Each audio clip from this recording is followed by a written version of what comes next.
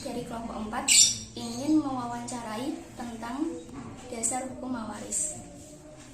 Pertama-tama, perkenalkan narasumber kita pada kali ini adalah Pak Ahmad Fathah, alamat Pedak Klumpet RT 4 RW 8, riwayat pendidikan MATPS, kuliah S1 IAIN Kudus, S2 UI Muhammad SAW. Langsung saja kita masuk ke pertanyaan. Apa pengertian mawaris menurut Bapak? Ya, untuk pengertian mawaris itu sebagai sebuah ilmu yang mempelajari tentang bagaimana pembagian dan tata cara waris di dalam Islam. Nah, itu seperti itu. Jadi itu adalah sebuah ilmu yang mempelajari tata cara dan pembagian waris di dalam Islam yang berdasarkan pada Al-Quran maupun As-Sunnah. Itu seperti itu.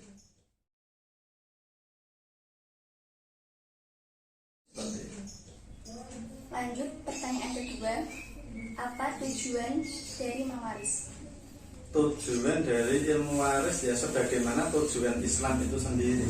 Jadi terbentuknya atau terbinanya, terwujudnya rahmatan lil alamin.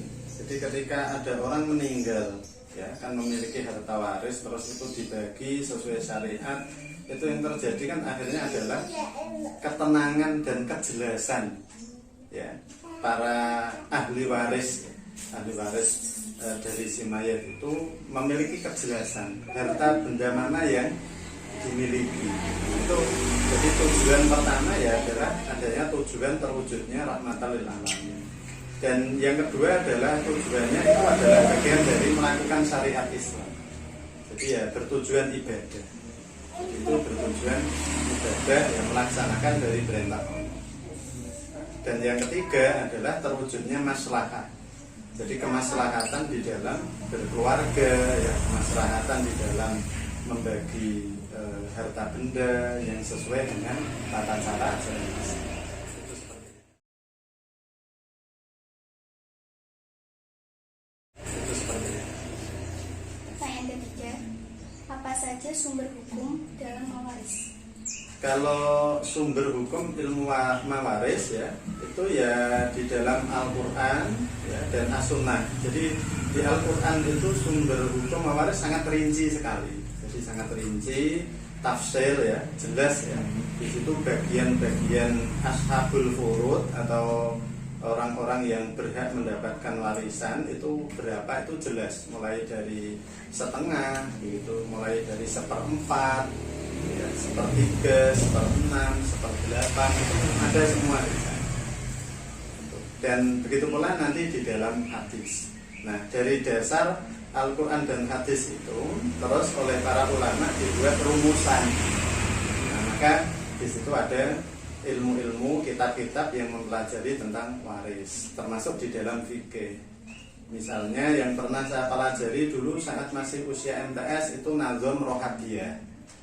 Itu ada satu nazuman yang disusun ya yang menjelaskan tentang waris. Nah, dasarnya dari mana? Ya dari Quran hadis. Tetapi sudah di formulasikan lebih rinci atau dalam bentuk nazuman maupun ada yang dalam bentuk nasar. Itu begitu. Ya. Terus lanjut pertanyaan ketiga, bagaimana kedudukan dalam mawaris? Kalau kedudukan ilmu mawaris dalam Islam ya itu adalah bagian dari ilmu syariat ya yang dipelajari dan dilaksanakan. Jadi bukan hanya dipelajari tapi dilaksanakan. Itu sebagai yang kedua itu sebagai pedoman. Jadi agama itu diturunkan kan menata ya, membimbing, mengarahkan umat.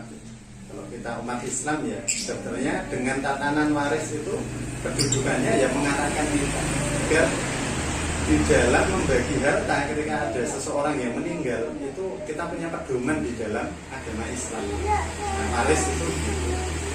Jadi ada kedudukan sebagai pedoman gitu dan berkedudukan sebagai ilmu yang bisa dipelajari. Maka di perguruan tinggi, di pesantren, di madrasah, ya, di sekolah, itu ini kan dipelajari.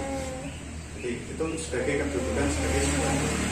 Nah, yang terakhir adalah kedudukan sebagai sebuah ibadah. Jadi jangan dilupakan bahwa ini bukan sekedar pedoman dan bukan sekedar norma dalam Islam, tidak, tapi ini ada nuansa ibadah. Jadi ketika kita melakukan itu, sebetulnya kedudukan kita sebagai hamba Allah itu juga kita mendapatkan pahala dari Allah. Itu seperti itu. Baik, terima kasih. Terus ini ada pertanyaan. Ya, silakan. Bagaimanakah hukum pembagian harta mayit dengan menggunakan sistem riba? Kalau sepaham saya, kalau kita ke berbagai macam kitab fikih ya, itu ya secara mewaris, tidak ada yang secara riba. Nah, cuman setelah ada pembagian secara mewaris itu, nanti masing-masing ahli waris itu kok mau menghibahkan kepada saudaranya, yaitu silakan, bisa saja. Tetapi pada prinsipnya itu adalah tetap dibagi secara ilmu mewaris. Nah, karena apa? Dikhawatirkan ya salah satu ilmu nanti yang dicabut itu kan di zaman akhir itu adalah ilmu-ilmu agama, termasuk di dalamnya adalah ilmu mewaris itu kan.